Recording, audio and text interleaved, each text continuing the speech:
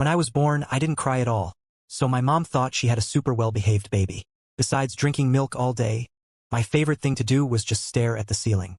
At first she figured I was just a shy and introverted kid. What she didn't know was that I was spacing out because there was a system panel in my head constantly reminding me to evolve. After finishing a satisfying bottle of milk, the panel showed my energy gauge was fully charged.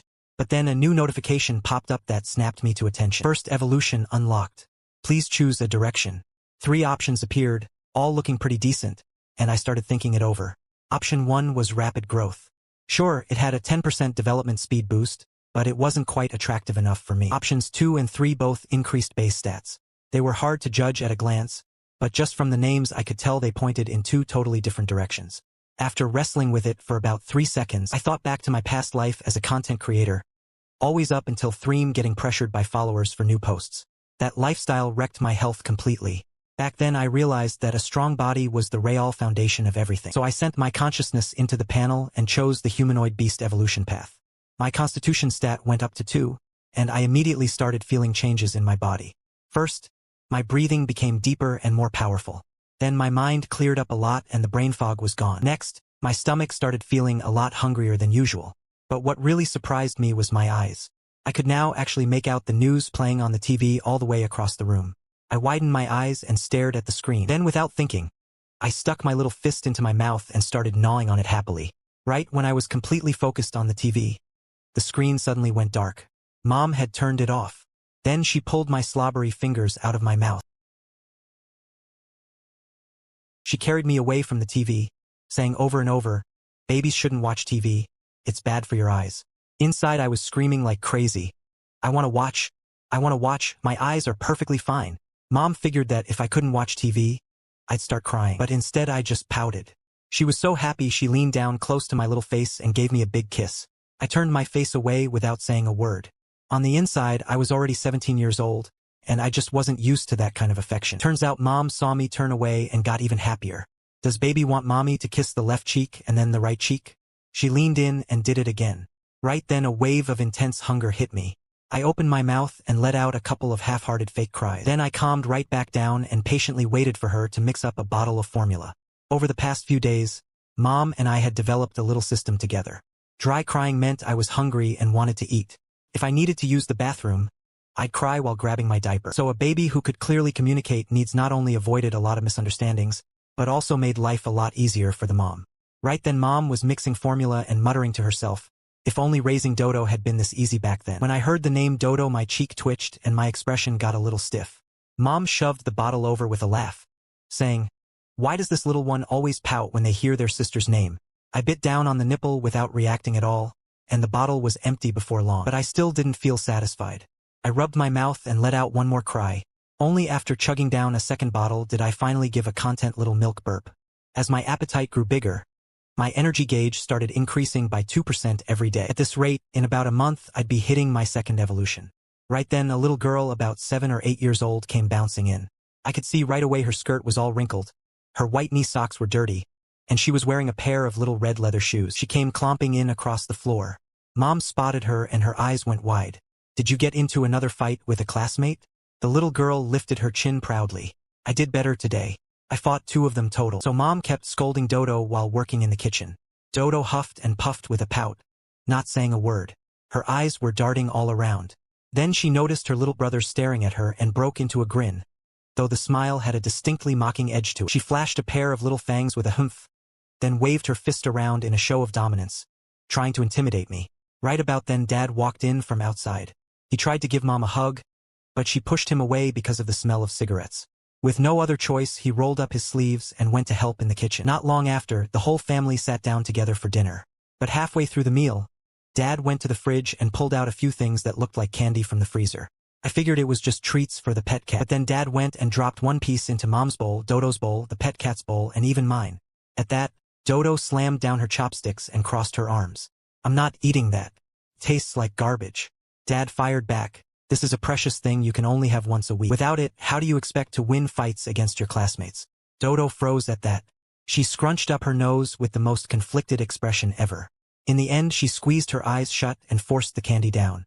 I was pretty curious what everyone was eating. It wasn't until later, when Dad and Mom were chatting, that I found out the thing was called honey insect glue. I listened as they threw around a bunch of terms I didn't understand. I raised my bottle high in the air, silently showing just how shocked I was. Looks like this world's secrets were way more than I'd imagined.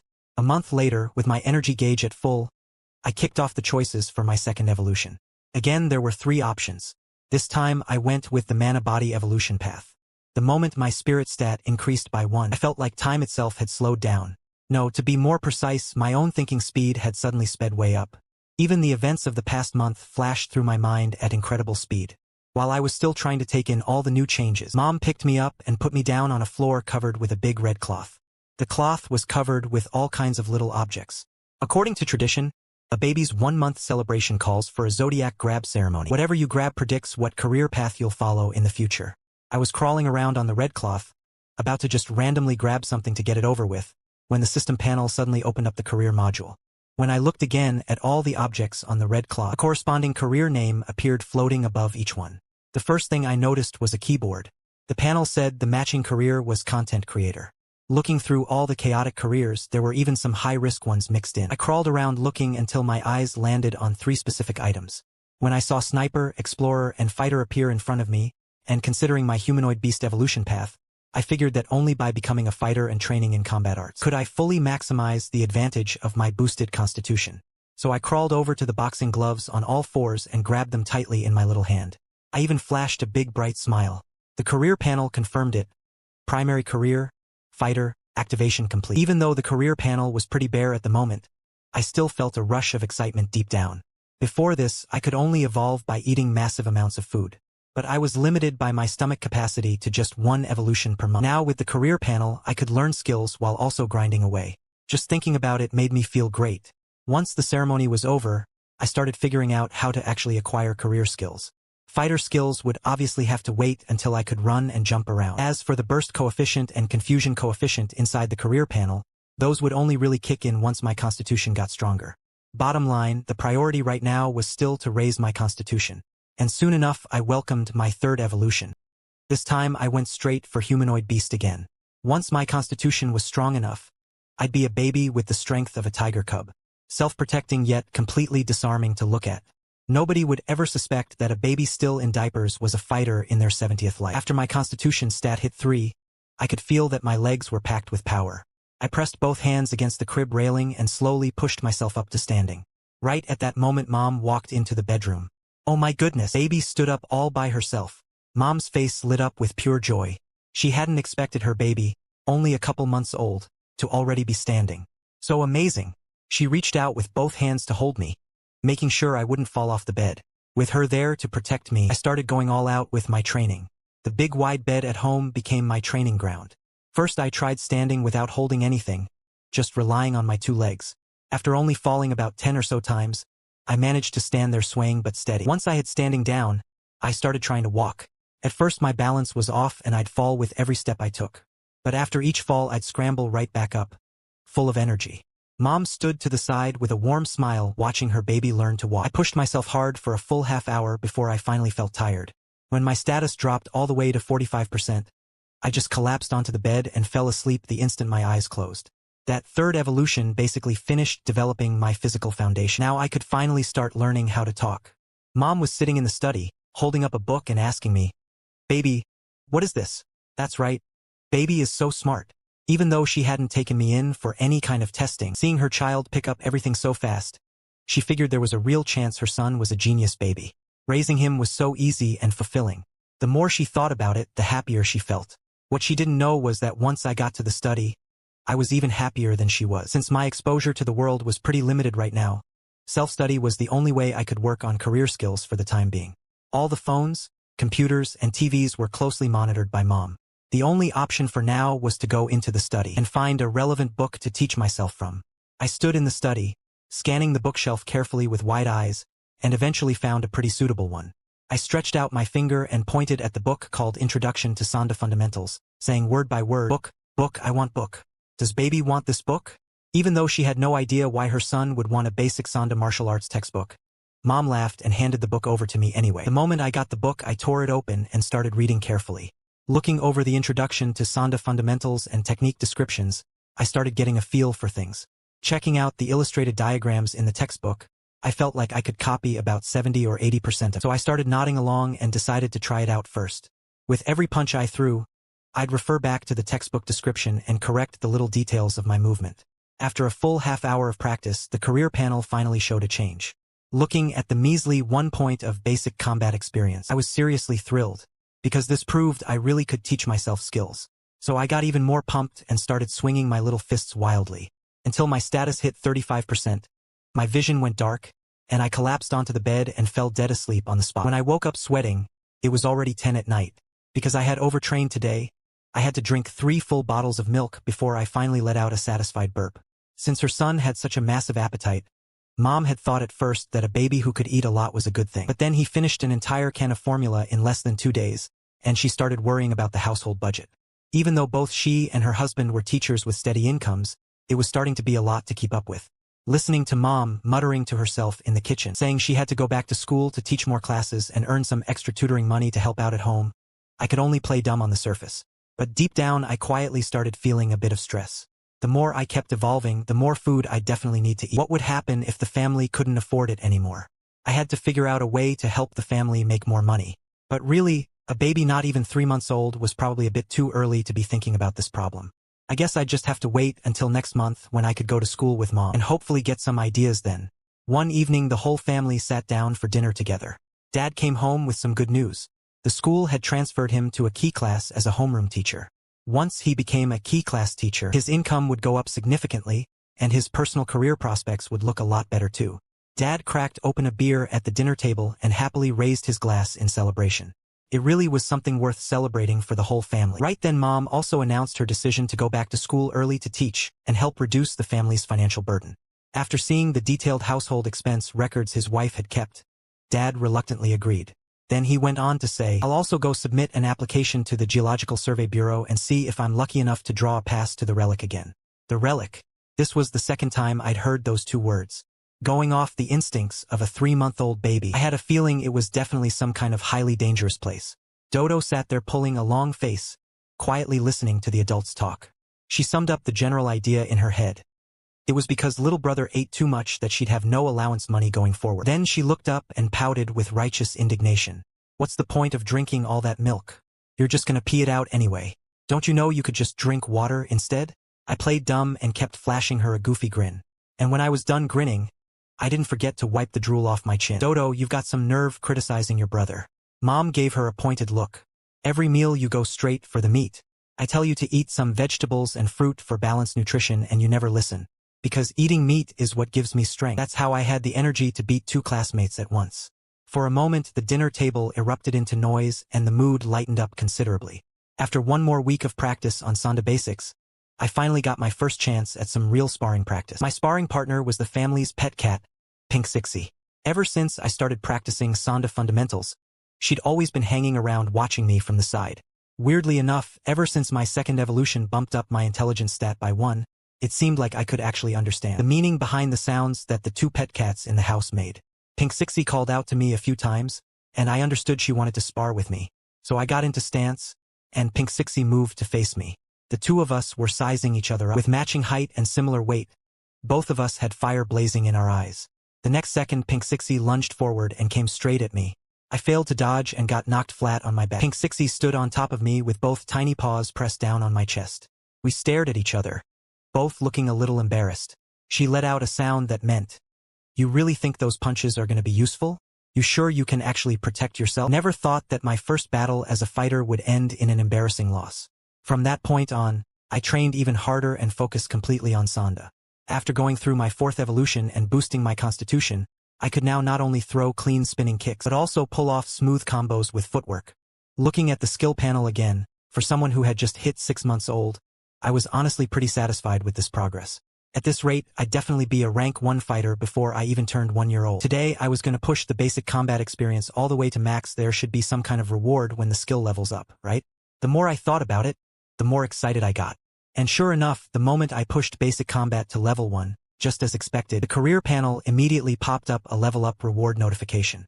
Looking at the 3 free attribute points, I didn't hesitate at all and dumped them all into constitution. From the outside, I only looked a little taller than other kids the same age. But strip away the clothes and my body was absolutely built.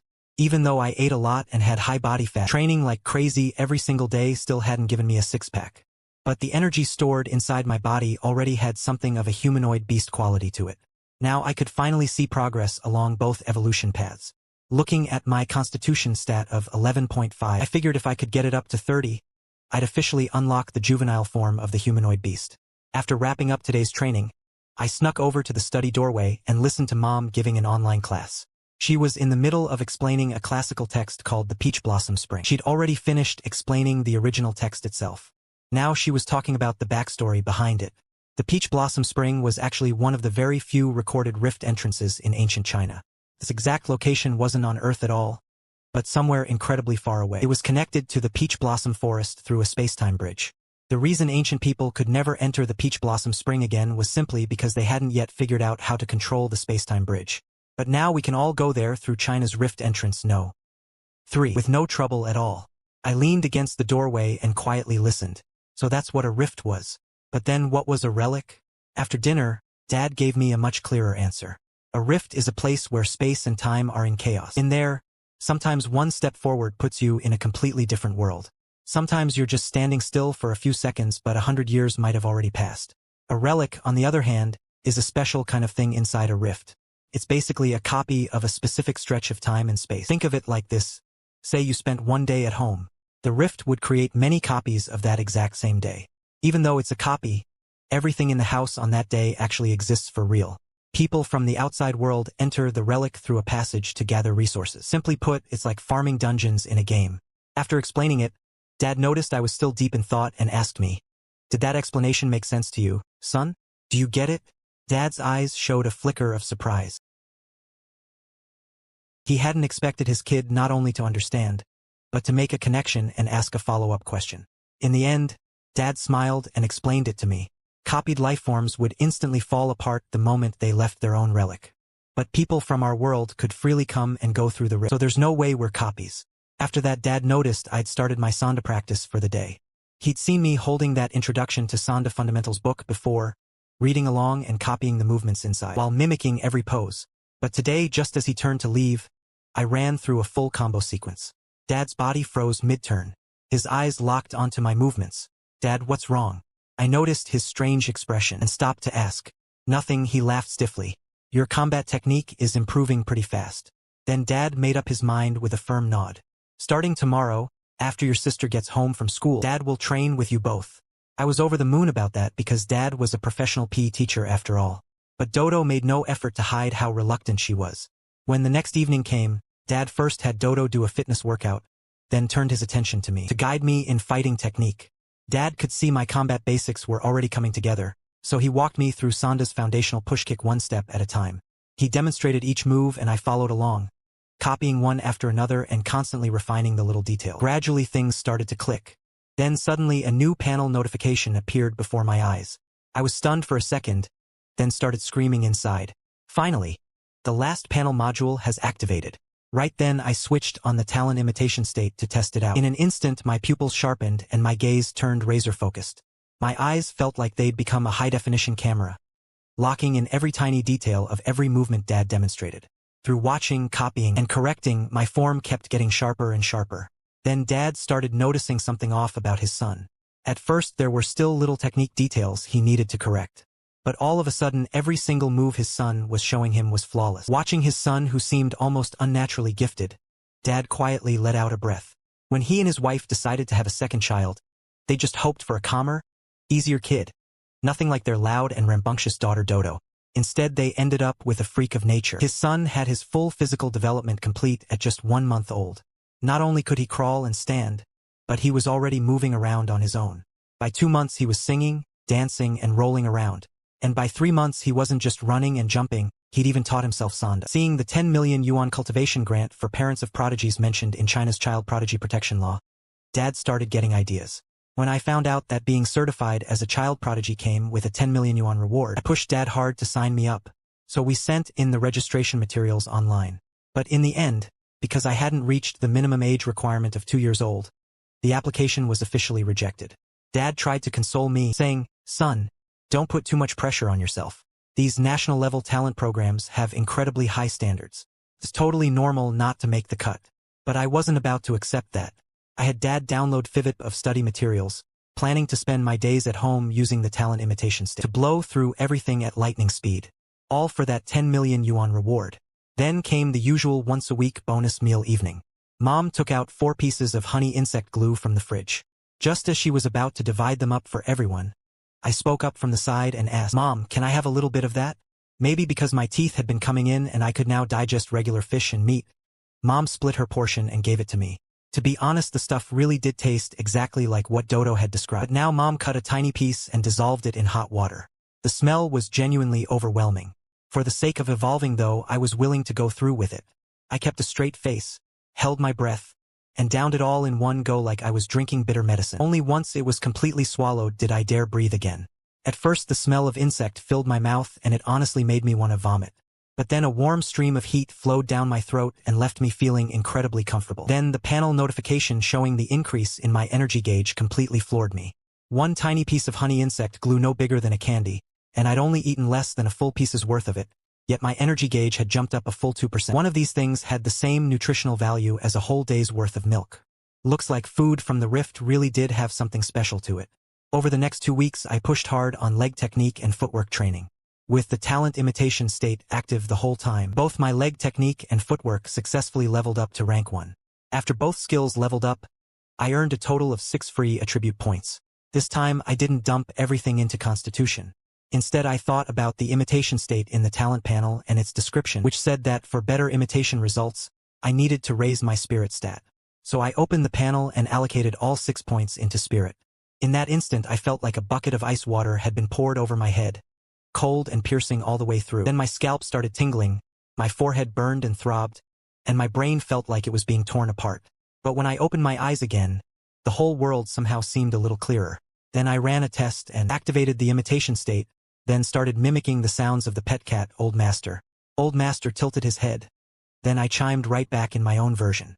Old Master's chubby face drooped. He seemed to feel that having this 2-legged creature copy his voice was just incredibly boring. He turned around and walked off. But right then a new panel notification appeared before my eyes. After I'd activated the talent panel's imitation state and just meowed along a few times copying the house cat, I'd somehow already picked up the cat language. After spending another half-hour interacting with Old Master, my cat language skill had accumulated 2 more experience points. Too bad Old Master wasn't much of a dedicated teacher. He'd show up a few times and then brush it off pretty quickly. I found myself wondering whether, if my spirit evolution plan actually succeeded, I might gain the ability to transmit messages telepathically. So along with the usual daily training, I had a new hobby now, chatting with cats. Time flew by and summer was almost here. The spring flu scare that had gone around had fully settled down. Parents with young kids everywhere breathed a collective sigh of relief. On days when Mom didn't have online classes, she'd push the stroller and take me around the neighborhood. Her original idea was to get her kid to interact with other babies instead of just sitting at home all day talking to cats. The way things were going, she was worried something might go wrong. I sat in the stroller quietly watching the other babies in their strollers. Then a little girl suddenly burst into tears out of nowhere, and a little boy started wailing right after her. Whatever the reason they were crying, I found them incredibly noisy. Some of the moms noticed that I just sat there perfectly quiet, no crying and no fussing, not even sucking my fingers. They all praised my mom, saying, "Little Yez baby is so well behaved and good. If only my kid was this easy, I'd be laughing in my sleep." Mom beamed when she heard that. Everyone loves having their child praised by others. If she hadn't warned me before leaving the house to keep a low profile and not talk, I might have attracted even more attention by now. Then one of the moms commented, "This baby's eyes look really smart. Have you taken them to get tested? Might actually be a child prodigy." Right, Mom, I read online that a lot of prodigies already stand out as different by age 1 or 2. Hearing everyone say things like that, Mom got a little flustered and kept waving it off, just as she was trying to figure out how to brush it off. One of the moms walked up to the stroller and stuck out one finger, asking me with a big smile, "Baby, how many is this? Get it right and Auntie will give you candy." Everyone turned to wait for my answer, because a 6-month-old baby who could understand adult speech and say a few simple words would be a pretty strong sign of high intelligence. Of course, I had no intention of satisfying these moms' curiosity. Instead, I turned my face away and spotted a stray cat crouching by the flower bed. Excited, I hollered a cat sound at it. The moms all looked thoroughly unimpressed. But my mom actually exhaled with relief when she saw that. The stray cat turned its head at the cat sound and then, after finding nothing of interest, turned and ran off. But there were plenty of stray cats around the neighborhood. So next time I'd find a chance to have a chat with them and grind up some cat language experience. Ever since adding those 6 spirit attribute points, I could now learn other Sanda fundamentals on my own, just by watching video tutorials. Looking at the fighter career experience and seeing there were still 21 points left until level up, I was genuinely impatient. I just really wanted to know what effect and reward the level up would bring. In the days that followed, I kept to 3 training sessions a day and watched my stat panel constantly. 2 weeks later, with excitement in my heart, I opened the career panel. When I saw the prompt asking if I wanted to advance, I made my choice without hesitation. When the panel info became clear, I was genuinely surprised by how unexpectedly generous my first career level up reward turned out to be. Reading the description of the Combat Mastery extension, Fierce Strike, I started feeling more and more fired up. I had a feeling my current strength should be enough to have a real rematch with Pink Sixie. After allocating all 10 reward attribute points, I first felt a surge of power exploding inside me. Then my arms visibly thickened by a full size. Now with even the slightest bit of effort nearby objects would get knocked around. My mind also felt sharper and clearer than ever. Months of learning crystallized perfectly inside my head. With a state like this, I absolutely had to find Pink Sixie for a rematch. But Pink Sixie let out a big yawn and didn't seem particularly enthused. I stood there a little awkwardly with an embarrassed smile. Pink Sixie, come on, let's spar. Pink Sixie flicked her tail and the corner of her mouth curled up slightly, looking something like a cold smirk. I could faintly sense something was a little off. This cat wouldn't be having a bad morning mood, would she? The next second I heard Pink Sixie let out a sound, and then her form blurred as she came charging straight toward my feet. Pink Sixie had expected the fight to end just as quickly as it did last time. But I wasn't the same helpless baby from a few months ago. When she slammed into me, I executed a clean flip and dispersed the impact, landing steadily, while also putting some distance between us. Pink Sixie blinked looking at that, and visible surprise lit up behind her multicolored fur. I shifted my feet into a forward stance, both fists up to guard my face, settling into a proper Sanda fighting posture. Let's keep going. Pink Sixie blurred again and launched another attack. A flurry of meow fist strikes came down like a storm. She retracted her claws. But just as she leapt into the air to come down and end this one-sided fight, I activated Fierce Strike and snapped out a high kick aimed straight at Pink Sixie's lower abdomen. Just as my foot was about to connect, Pink Sixie twisted in midair to forcibly change direction and landed on the sofa beside us. She shook her head, eyes wide with pure shock. She had just been pushed back by a 2-legged creature. And I landed on the sofa too, panting hard with big gulping breaths. Even though the fight only lasted a few minutes, the level of intense focus I was at left me thoroughly drained.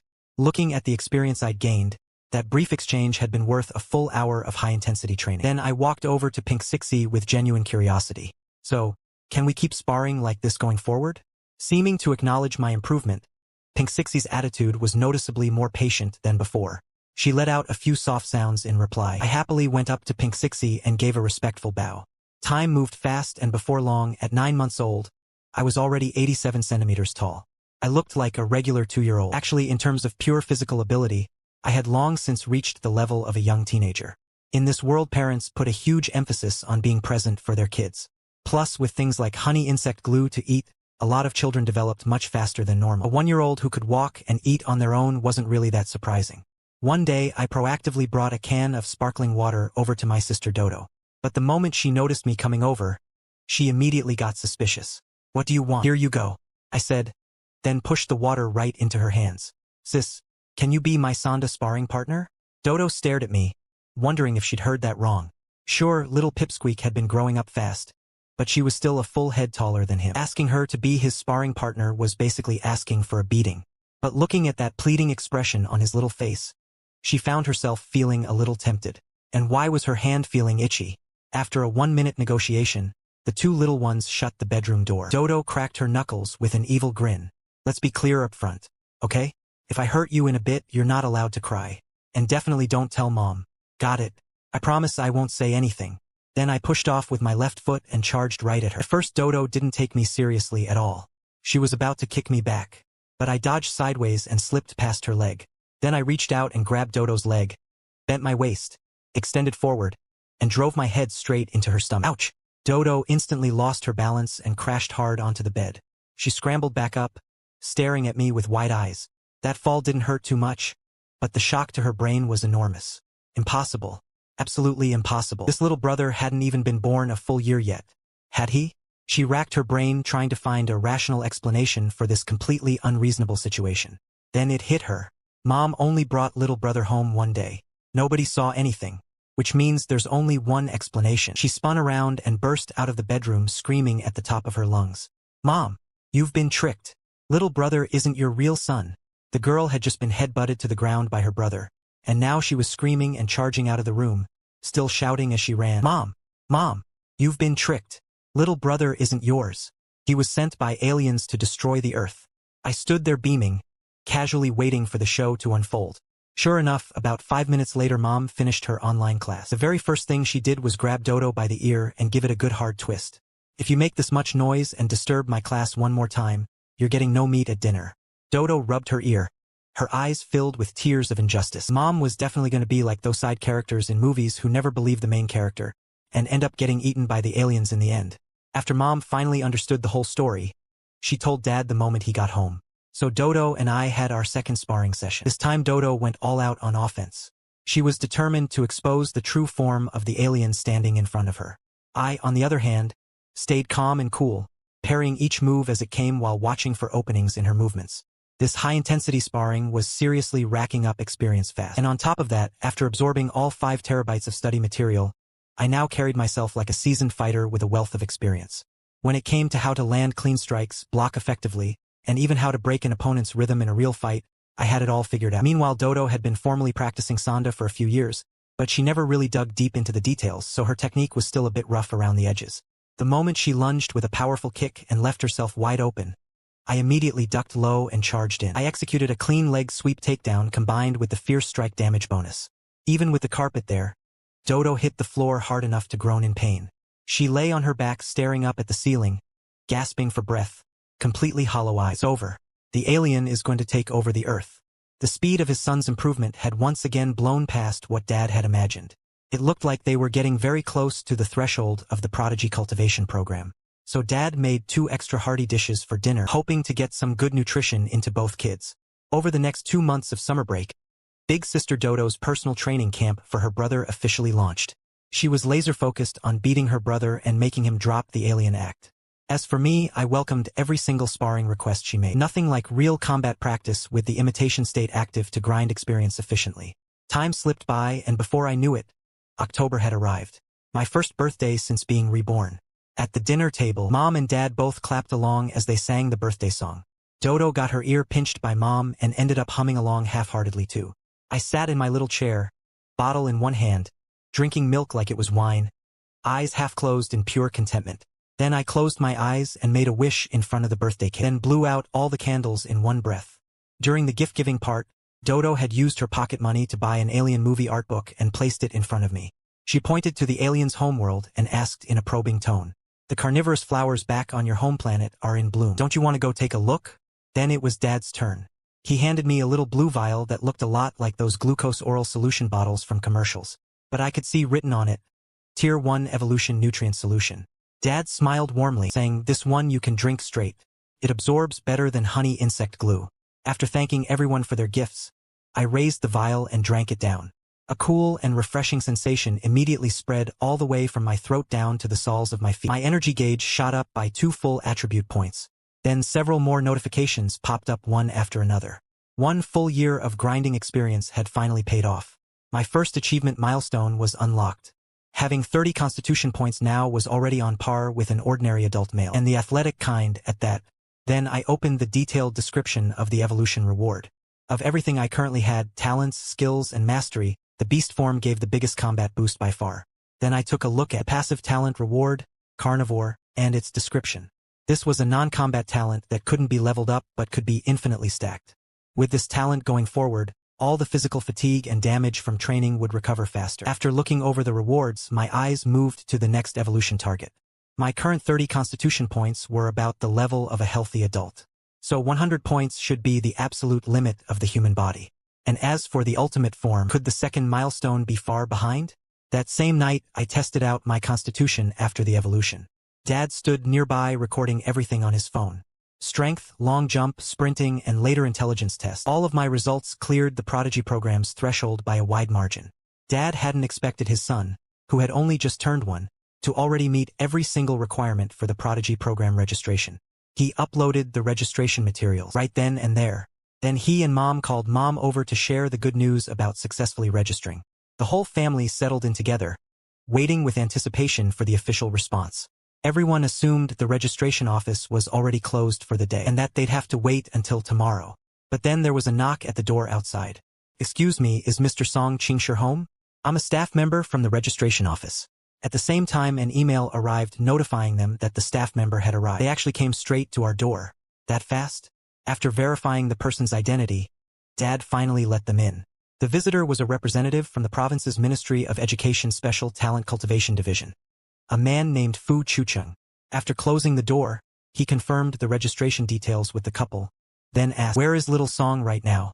Dad took a deep breath and opened the bedroom door. His kid had been keeping a low profile for so long. It was time to show off a little. Fu Weijun looked at this child in front of him who walked lightly on his feet and spoke clearly and fluently.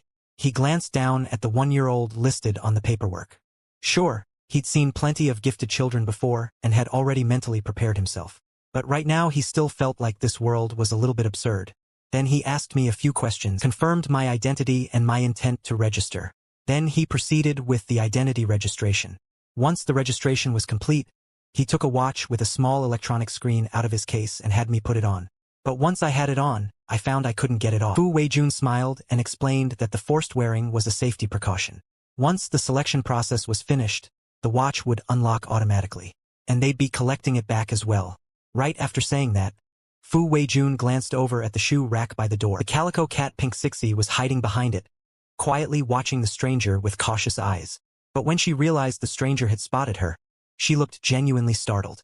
Fu Weijun then added, "Didn't you mention that your child has the ability to communicate with cats? Your house cat can come along too.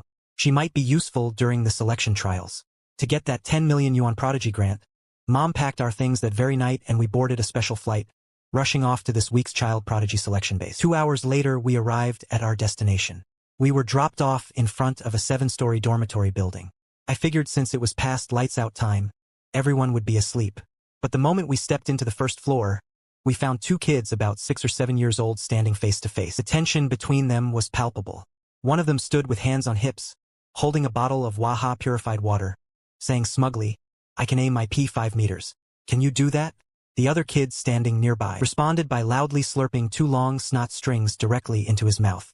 Still chewing, he fired back, "I can eat raw boogers 2 at a time. Can you do that?"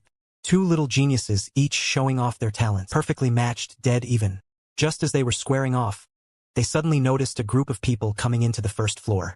Both of them turned to bolt. Fu Weijun called out quickly, "Hold on. Where is Teacher Shin?" Looks like they went out. Before the sentence was even finished, the 2 of them had already disappeared. I looked around curiously. The outer layer was a military base, but inside was actually the genius selection base. Keeping geniuses inside a military base would definitely offer the highest level of protection from outside risks. Just then Fu Weijun pulled out his phone to call the person who was supposed to meet us. A young woman with gold-rimmed glasses came walking toward us with documents in hand. When she spotted Fu Weijun, she waved, saying, "Director, the candidate you brought from Anhui province is quite a surprise for the base. In the 15 years of the Prodigy Cultivation Program, today is the first time we've had someone register who just turned 1 year old." Fu Weijun shook her hand. "Dr. Shin, you flatter me. But this child really is something special. Is that so? Then I'll have to observe closely." With that, Dr. Shin's gaze settled on me. I looked up and noticed the name badge on Dr. Shin's chest. Institute for Extraordinary Trait Research, Shin Wenjun. Dr. Shin exchanged a few words with Mom, then turned to ask me, "Little Song, is there anything you need?" Noticing I was still staring at her chest badge, she joked, "Are you hungry and want some milk?" "Sorry, I don't have any here," I replied deadpan. "I can eat regular food now, thanks." Then she casually picked me up and pinched my cheeks. Apparently the texture was excellent, because she glanced over at Mom and said, "He's so adorable. Can I give him a kiss?" "Of course, go right ahead. This kid loves getting kisses from people." "What do you mean go right ahead? And since when do I love getting kisses?" I didn't even get a chance to protest before Dr. Shin had already given me several. My face was completely covered in her lipstick. Then Dr. Shin led us to the room they'd arranged. It was a fully furnished apartment. Felt pretty much like being at home. "Get some rest. The assessment process starts tomorrow. She handed Mom the keycard and then left. Once we got the place sorted out, there was a knock at the door. Mom opened it and immediately froze. Standing outside the door were 20 or 30 kids, all craning their necks trying to peek into the room. We heard there's a 1-year-old little freak here. Mom smiled helplessly and stepped aside to let her son come meet his competition. When I walked out, I was a little speechless. At this hour? Don't you all sleep? We do sleep. Those two just woke everyone up. The two ringleaders in the group were none other than the two who had been squaring off earlier, PP and Snotbug. Seeing that the kid talking to them really was quite young, they excitedly started firing off all kinds of questions. Are you wearing split pants or diapers? Do you immediately start crying when you get hungry? Can you fight? If I punch you, will you cry and call for your mom? That last question caught my interest. I stared at the boy in overalls who'd asked it and gave a meaningful smile. You'll find out soon enough. The next morning I was at the base hospital. For every kind of test. Getting every kind of sample taken.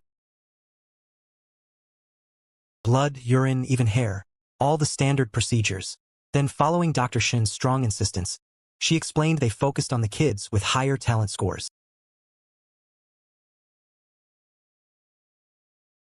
I nodded to show I understood. Then I confirmed that there were currently 126 people participating in the selection. Just as I stepped out of the hospital front doors, the watch gave a chime. I looked down at my wrist. Why did I suddenly get a talent score? The scoring is handled by a dedicated team. Dr. Shin explained. Don't overthink it. Just live and study here the same way you normally would. Got it? I nodded. Now I had some idea of what to expect. My normal routine was eating, sleeping, and absolutely crushing everything. So from here on out, I just let my daily life speak for itself. Right then the watch chimed again. I had originally thought the selection would just be tests and physical assessments, maybe some sparring on stage. But it turned out the very first thing was a class. The moment I saw the name of the course, I was incredibly excited. Small classroom. An old teacher with white hair was explaining the entry-level knowledge of spirit cultivation method. There were 4 students listening. The other 3 were all familiar faces. PP, Snotbug, and Overalls. All 3 of them were goofing off while listening, turning their heads to wink at me every now and then as if to say, you're this tiny and you think you can follow along? Snotbug was straight up picking his nose. The old teacher shot him a look and continued. The foundational method of spirit cultivation is meditation. Combined with a special compound, the spirit can break free of the body's restraints during meditation. It enters a higher dimensional realm to train. After explaining the meditation method, the teacher produced 4 bottles of compound. 1 for each person. I glanced at the name on the bottle, opened it, and slowly drank it all down. Pretty sweet. The next second I felt like I was floating, like I was about to take flight. My senses began to slowly blur. Following the teacher's guidance, there was a flash of golden light in my mind and I quickly fell into a state of deep, dark stillness. Meditation training meant walking forward. One direction. Don't stop. Sounded simple, but after a while I could feel the pressure. It was like closing your eyes and walking forward. Even knowing there was nothing in front of you, it was still hard to keep going. You'd want to open your eyes before you'd gotten very far. And right now I was in a meditative state, surrounded by darkness. The only thing I could do was move forward by feel alone. 8 minutes in, PP and Snotbug were both sweating, breathing hard, and voluntarily snapped out of the meditation. Overalls held out a little longer. He walked out of the classroom looking a little strange.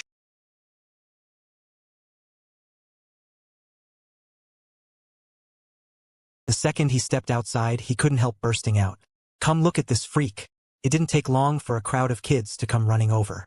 They pressed up against the classroom window ledge from outside. Is he asleep? No way. You can't fall asleep after drinking that solution. What? Why would I pull on my own food? The discussion outside was heating up. Inside the classroom, I slowly opened my eyes. I checked the time and saw that only 14 minutes had passed. But it felt like I had experienced 3 full days and nights. I exhaled softly and opened my stat panel. When I saw the change in the data, I felt a surge of joy. This was the first time I'd ever gained an increase in spirit through actual training. Looks like coming to this place was absolutely the right call. After entering the Prodigy selection base, I quickly dove into my first round of coursework. Looking at the names of the courses I was about to study, I was really excited. Before this, the only way my spirit stat had ever gone up was through attribute point rewards from the panel. I hadn't expected there to be actual cultivation techniques for training the spirit. But just as I'd completed one meditation session and was about to do another, the old teacher stopped me just in time. After the class ended, I looked at the information showing on my wristwatch. I fully understood it right away. In these classes, the old teacher was explaining the follow-up changes from meditation training. The stronger the spirit, the greater the chance of making contact with higher dimensional laws. To help the students understand more easily, he drew a straight line with 2 dots on a piece of paper. As everyone knows, the shortest path between 2 points is a straight line. But what if we go to a higher dimension? He then folded the paper and brought the 2 dots together. An ordinary person going from point A to point B might need to walk 10 centimeters. But an extraordinary person using higher dimensional laws could arrive in an instant. We call this kind of supernatural ability spatial traversal. After the morning session ended, my head was buzzing and spinning. Just 2 classes in and my entire worldview had already taken a massive hit. Looks like this truly was a world full of wonder. At lunch, everyone lined up to scan their face and get their food for free.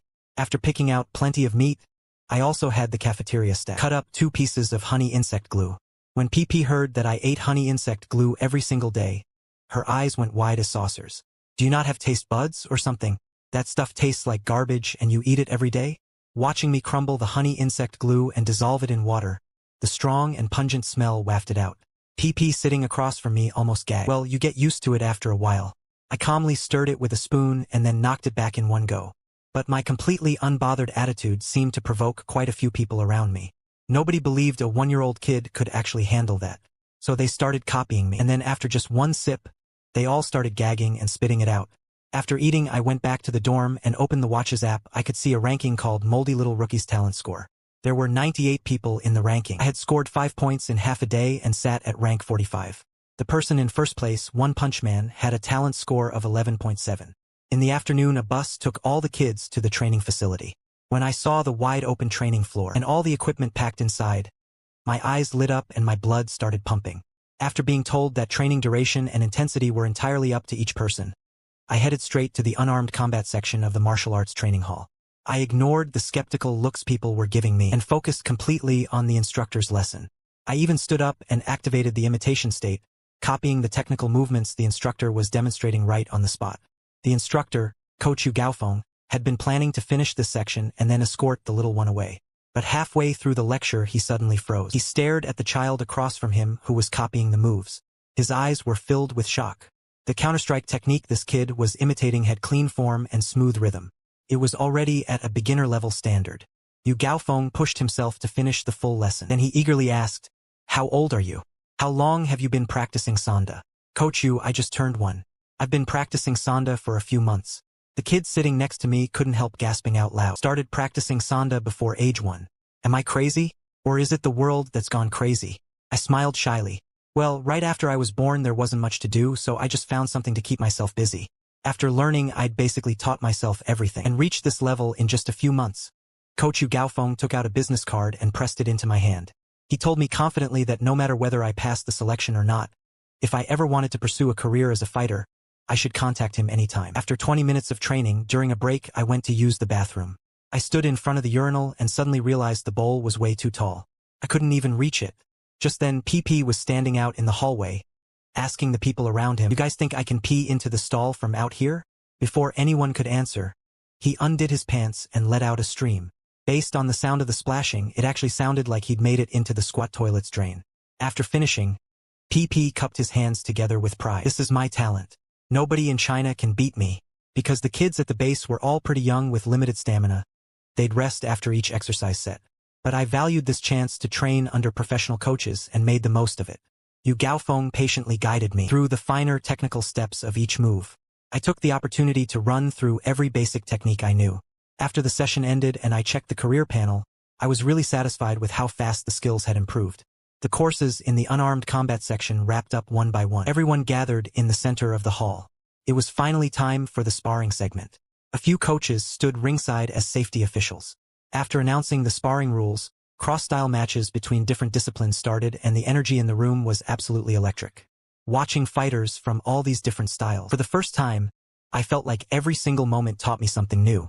With the imitation state active, whenever I spotted a good technique, I'd immediately practice it then and there. The learning speed in imitation mode was insane. The career panel kept refreshing with new data. After several rounds on the ring, every boxing, wrestling, and combat practitioner on the floor had been completely wiped out. "None of you are good enough. Watch me." PP stepped up in a full boxing stance and got onto the ring. She boldly challenged a wrestler. The wrestler grinned and came in hard. PP stepped in close, twisted her waist and thrust her hips, swinging her butt around hard and launched the wrestler clean off his feet. She patted her own little hip with a proud grin. I can pee 5 meters into the wind. You really think you can get past this guard? The whole room went dead silent. I watched with the corner of my mouth twitching. Looks like everyone who made it into this base had something special going for them. I noted to myself that while I'd keep grinding Sanda as my core combat style, I also needed to pick up some wrestling techniques to strengthen my ground game. Speaking of which, I'd been watching long enough. Time for my turn. With that thought, I stood up and stepped onto the ring. The moment I got on, the crowd below went dead quiet. Nobody wanted to come up. I waited a while. Seeing everyone's expressions, I had a pretty good guess at why. After thinking it over, I smiled and said, "Whoever comes up and lasts 3 moves against me, consider it sparring practice. I'll appreciate the help." Once I said that, someone finally moved. 3 moves shouldn't be enough to lose in a ditch. And helping out with sparring means having a connection with this little freak. Not a bad deal. I'll go. A buzzcut boy stood up. The match began. First move, I attacked. My little legs went stomp stomp stomp across the floor. I rushed forward, but just before reaching him I sidestepped around to the boy's flank and grabbed his supporting leg. The buzzcut boy kept his cool, feinted with his leg, bent at the waist and dropped his center of gravity. In that instant every muscle in my body tensed up hard. The training clothes that had been loose and baggy stretched completely tight around me. In one moment I transformed from a harmless-looking little kid into the juvenile form of a humanoid beast. Doubled strength plus a 2-point Onyx burst coefficient. The sudden explosive force was absolutely unstoppable. Head slammed straight to the opponent's core. Fierce strike triggered. The buzzcut boy couldn't take that terrifying impact at all. He went flying on the very first. It was over in one move. Complete silence across the entire room. Kids and coaches alike were all staring with their mouths hanging open. I dropped the beast form, walked over, and helped the buzzcut boy back to his feet. I said with a quiet smile, "Thanks for the sparring session." First ringside victory at the base completed. Before I even had a chance to feel good about it, a new panel notification popped up. Head coach's dinner invitation. Don't forget to eat. Then everything went dark in front of my eyes. It was over in a single move. Complete silence across the entire room. Every kid and coach stood there stunned. I canceled beast form, walked over, and helped the buzzcut boy back up with a quiet smile. And I didn't just fall asleep. I started snoring deeply and sweetly right where I stood. When I woke up and opened my eyes, I found myself back in the dorm. I checked the watch screen and saw my talent score had jumped up by 9 points directly. After dinner, Mom timed it perfectly and opened up the computer. The whole family started a video call. The moment Dad's face appeared on screen, there was a rapid sound of shoes being kicked off and feet slapping the floor. Me first. "I miss my brother. I want to talk to my brother." Then Dodo's face shoved its way into the frame, her expression bursting with anticipation. "Brother, did you pass the selection? Did you get the prize money? Relax, it takes at least 2 or 3 months for results." I waved her off like a little old man. "Don't rush. While you're at school, make sure you study hard. At home, behave yourself and don't make Dad angry. Do your homework properly." Since the decomposition problems required junior high school physics knowledge, I opened up the tablet the base had provided to learn what I needed. With my fingers sliding nonstop across the screen, I used my speed reading ability to tear through the study materials. At the quantum reading speed, 2 hours later I had finished skimming through the elementary school grade curriculum. Then I opened the middle school physics textbook. While scrolling through it, I was also thinking about the video from the practice problem. A superhuman was able to freeze the water in a glass instantly, then make the ice instantly melt and evaporate. They could even whip up a sandstorm inside a sealed room. How could that be explained? After skimming through all the physics textbooks one more time, drawing on my 27.1 spirit stat, I easily locked in on the relevant knowledge points. Temperature and heat. I didn't use conventional physics thinking. Instead, I combined it with higher dimensional laws to form a reasonable hypothesis. After sending the email to the old teacher, I quickly received his positive response. Right then, the watch app buzzed with a new message. Turns out the previous top scorer, One Punch Man with 11.7 points, had just been replaced by me with 19 points. The moment that insane score dropped, the comments section absolutely exploded. There were quite a few voices questioning it. But then the very next moment, One Punch Man appeared in the comments in person. The entire comments section instantly went silent. It was like you could feel the kid's speechless shock right through the screen. So 19 points was very likely real. I just glanced at the comments section. In the face of doubters, I didn't need to say a single word. I opened my progress panel and looked at the next target. Only 3 more attribute points left to reach it. Once the purification achievement was done, there would be form reward and talent rewards, and both would be of extremely high quality. Honestly, not just the main character was looking forward to it. Even the narrator here was seriously excited too. What kind of reward would it be? After fully mastering the meditation technique, my spirit stat was increasing by 0.1 every single day. The milestone for unlocking the nascent spirit body was truly just around the corner. As I kept up my daily meditation, my meditation duration kept getting longer. 1 week later, I had gone from 14 minutes per session all the way up to 17 minutes. Even though I still hadn't sensed any higher dimensional laws, I made a surprising discovery. Without the meditation liquid the base provided, I simply couldn't get into a meditative state at all. Because of that, I went to the old teacher and asked if he could cut me some slack considering how young I was and give me a few extra bottles. The old teacher shot me down on the spot, but he did give me a detailed explanation. Making contact with higher dimensional laws required not just powerful spirit and physical strength, but also luck worth 200 million. Only elites whose bodies were approaching the absolute limits of human genetics were even eligible to attempt breaking through to the extraordinary realm. Actually, if someone was extremely lucky, they might sense higher dimensional laws on their very first meditation. But if luck wasn't on your side, even 100 extra bottles of meditation liquid wouldn't make any difference. Since higher dimensional laws were out of reach in the short term, I just keep meditating and scrolling through my progress. Based on the old teacher's description, it seemed the elite-level physique threshold would line up with my next important goal. After dinner one evening, I headed to the training hall as usual. The moment I walked in, I spotted a bald boy with a head so smooth it looked like a hard-boiled egg. After asking around, I found out he was One Punch Man from the leaderboard. Right then, Hard-Boiled Egg was doing bench presses at 100 kilograms. He looked to be about 6 or 7 years old, but his muscle definition was seriously impressive. His shoulders and arms were already showing some real separation. I got started on my own squat session. Right now, without activating beast form, I could squat 90 kilograms. While I was training hard, a voice suddenly came from behind me. That's really a shame. I turned to see Hard-Boiled Egg trying to strike up a conversation. A shame about what exactly? I didn't quite get what he meant. It's a shame you don't have an extraordinary trait. You know, a lot of people in this base are born with extraordinary traits. They don't even have to work that hard and can already reach S rank and top E tier. But you can't. Sure, your talent score is high and you're disciplined enough.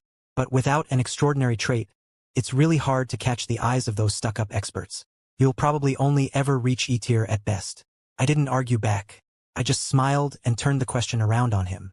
What about you then? I have both an extraordinary trait and superhuman willpower. S rank is the base's ceiling, not mine. I found it odd what Hard-Boiled Egg was trying to get at. So I asked him, why are you telling me all this? He looked me dead in the eye, completely sincere. If the base doesn't rank you S tier, come work under me instead. I'll treat you at S tier level. Sound good? 6 or 7 years old and already recruiting followers. And poaching people from the base no less. I didn't outright reject his offer. Instead, I stood up and started loading weight plates onto the barbell. As the plates kept getting added, the weight kept climbing fast. 90 kilograms. 110. 130. 150. Hard-Boiled Egg's calm expression completely shattered. His eyes were filled with shock. That's when I looked at him with a cool smile and said, actually, S rank isn't my ceiling either. Then I hoisted up that 150-kilogram barbell and knocked out 3 clean, standard squats. After I was done, I dropped the barbell back onto the rack with a thunderous clang. Everyone in the room was stunned. Hard-Boiled Egg just stood there without a word, his expression turning dead serious. He probably understood what I was trying to say with that display. Hard-Boiled Egg took a deep breath, gave me a nod, and then quietly turned and walked out. Since I had just activated beast form to put on a little show, to avoid any injuries, I had to end tonight's strength training early. I called out to PP to head back to the dorm together. But where did Snotbug go? At this exact moment in another training room, Snotbug was doing 360-degree giant swings on the horizontal bar. After whipping his body around a few times, he landed and a generous amount of snot had been slung out all around him. He wiped all the unidentifiable liquid off his face and into his mouth, then let out a satisfied grunt. Felt like he'd gotten stronger again. Before long, a new week started. Most of the second week's curriculum focused on wilderness survival and outdoor exploration training. I picked it up fast and even unlocked a few solid skills along the way. The only thing was, even after mastering so many exploration skills, the Explorer career panel still hadn't unlocked. Either way, the plan was to grab the beginner spirit body evolution achievement first and then worry about what came next. Everything would fall into place naturally. The main character's light shines brightly across the land. The narrator is handsome and magnificent. Anyway, my energy gauge filled up again, and I also got 2 attribute points this time. I dumped them both straight into spirit. The panel flickered and a string of notifications popped out.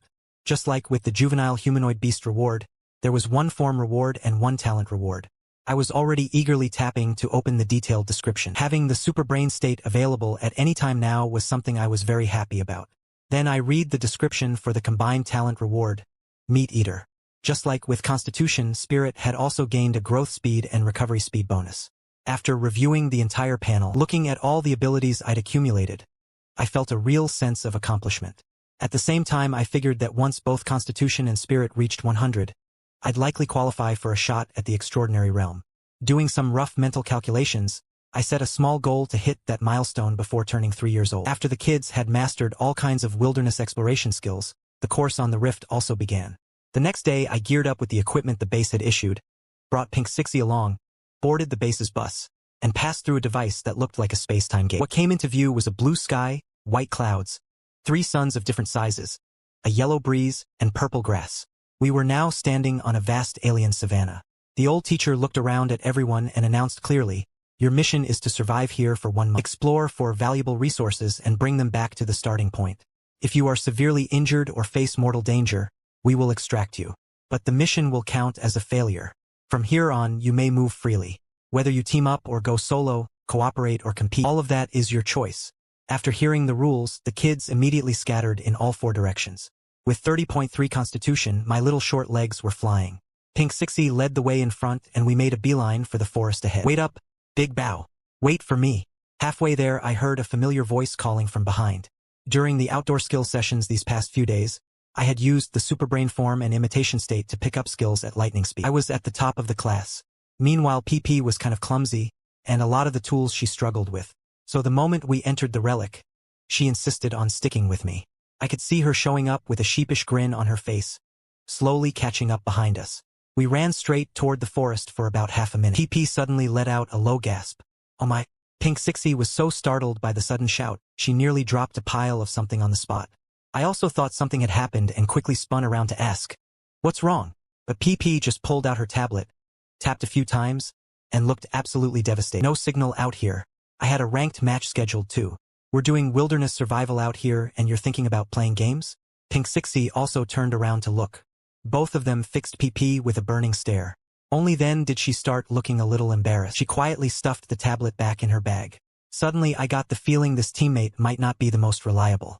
Maybe the 2 of us should just go solo after all. I'm only 1 year old. I'm worried I'll slow you down. The moment PP heard that, she got anxious. "Big boss, don't ditch me. I can actually be really useful. I know how to fish. My ground baiting technique is top-notch." "What does ground baiting mean?" I played dumb and asked. "Ground baiting means you throw some bait into the water and the fish get attracted over. My bait works the best." Hearing that, I suddenly got interested. "Okay, tell me more. What kind of bait do you use?" PP flashed a grin. "I pee into the water and the fish come rushing out like crazy. Urination as ground bait." Suddenly I felt my composure slipping. I tried to bow out again. "I take it back. 1-year-old really would slow you down. We're definitely not a good match." Don't. PP quickly added, "I also brought a hunting hound. It'll definitely come in handy." At that point I noticed a small golden retriever trailing far behind us, panting away with its tongue hanging out.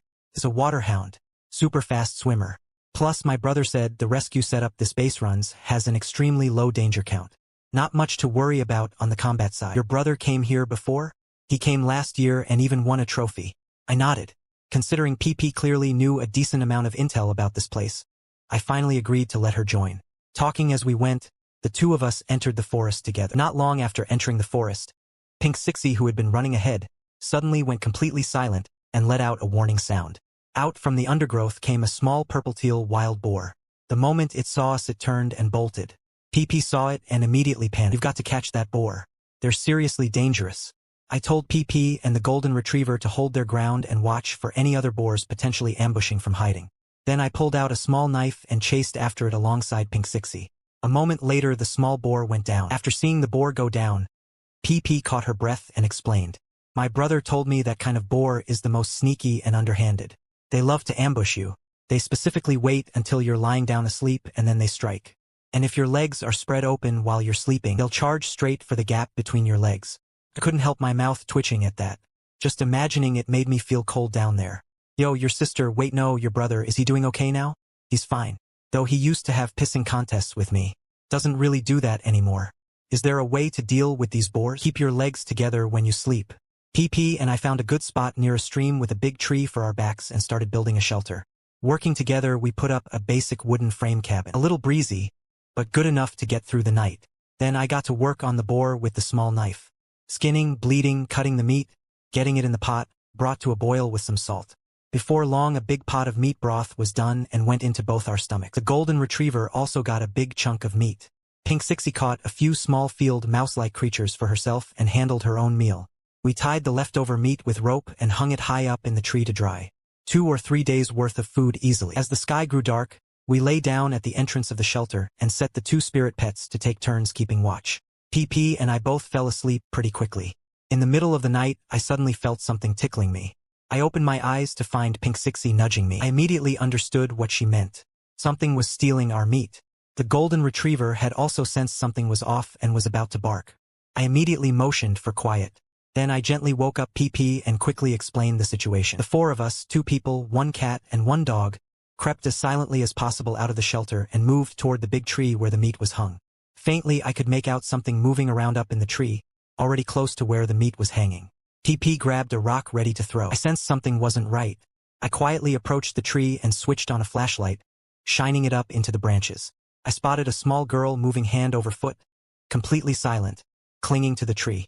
The flashlight beam suddenly lit up the trunk and the girl slowly slid down, revealing a small embarrassed smile that said it all. Caught you. Back at the shelter entrance. PP glared at the little meat thief with a seriously unfriendly look. A moment ago the girl had tried to run. After PP took a tumble chasing her, she finally managed to catch her. Say it. Why did you steal our meat? The girl kept that small smile. PP got increasingly fed up. Because I had no meat to eat. The girl lowered her head sheepishly. Such a straightforward answer that PP could only stammer uselessly. By the firelight I could see clearly who the girl was and recognized her. Her name was Xiao Dai. She was decent in combat and her talent score often ranked in the top 5. Your behavior tonight disturbed our rest and also drained our flashlight's limited battery. I pointed out the damage she'd caused in a calm and level tone. Xiao Dai nodded and then stretched out both hands, palms up, eyes closed. Go ahead and hit me. PP. Why would we hit you? You steal something and get caught and you get hit, don't you? How do you not know that? We're not hitting you, but you need to compensate for what you took. If you found any valuable resources, bring those out. If not, then the grass outfit you wove yourself goes to us instead. Xiao Dai immediately clutched her grass outfit tighter. She genuinely had no valuable resources on her. Can intel count as payment? I nodded. Go ahead and tell us. Xiao Dai began telling us about her day of exploring. After everyone split up, she had gone into the jungle alone. Deep in the forest she discovered a mountain cave. But the moment she stepped in, several wolf-like creatures attacked her. The wolf creatures had sharp fangs and powerful claws and were extremely strong fighters. She lost her backpack while fleeing through the valley. Because she didn't know the terrain, the wolves almost caught up to her. At the critical moment, a massive figure about 1 to 2 meters tall appeared in the depths of the valley, flickering in and out of sight. It was accompanied by deep, rumbling, booming sounds. When the wolves heard the sounds, they immediately dropped their target and ran. After making it out of the valley, she had no energy left to hunt anything. Then she spotted the wild boar meat hanging in the tree. So when night came she crept in to steal a bit to eat. After hearing Xiao Dai's account, combined with the intel PP had provided, I analyzed the situation and figured that enormous 2-meter figure might not be something so simple. Just as I was about to push further and verify whether Xiao Dai's intel was reliable, PP said completely seriously, I have a way to tell. Then she walked up to Xiao Dai. Describe what happened in reverse. Start from the meat stealing and go backwards. Xiao Dai looked a bit puzzled but went along with it, narrating the story from the end back to the beginning. After listening, PP pulled me aside and whispered, everything she said should be true. Ordinary people can only make up stories in chronological order. When you try to reverse it, they stutter and hesitate and it's obviously fake. I can't believe you know this technique. Actually, I learned it from my dad. One time he came back from a business trip and I told him I'd been home studying the whole time. He told me to retell everything I'd done in reverse order. Then what happened? I asked curiously. PP's smile dropped instantly. Then he started spanking me. I walked back to the girl and told her, you can go now. Xiao Dai nodded, but her eyes kept staring at the pot where dozens of ginger fruits were sitting. Her stomach let out a gurgling sound right on cue. Listening to what Xiao Dai had been through, I judged her combat ability to be above PP's. Actually, both sides could work together to explore that cave. With that idea in mind, I grabbed a small handful of ginger fruits and placed them in her hand. The intel you provided was highly valuable. Consider these a gift. Xiao Dai's eyes lit up immediately and she scarfed them down in 2 bites. Obviously, that small amount barely made a dent. I saw my opening and made my pitch. Want to team up? Explore that cave together. We'll split whatever ginger fruits are left here evenly.